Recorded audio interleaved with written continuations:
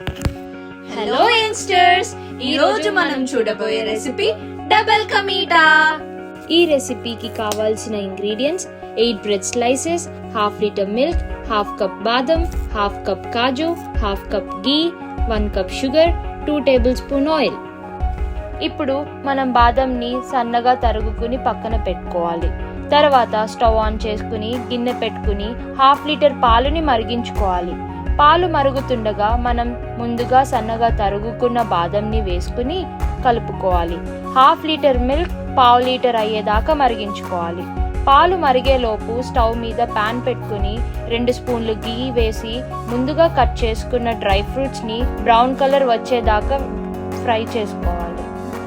Fry చేసుకున్న dry ఫ్రూట్స్ని పక్కన పెట్టుకోవాలి.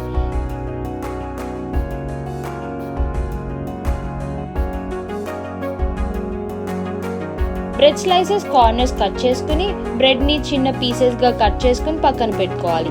అదే కడాయిలో 2 స్పూన్స్ గీ, కొంచెం ఆయిల్ వేసుకుని కట్ చేసుకున్న బ్రెడ్ పీసెస్ వేసుకుని బ్రౌన్ కలర్ వచ్చేదాకా ఫ్రై చేసుకోవాలి.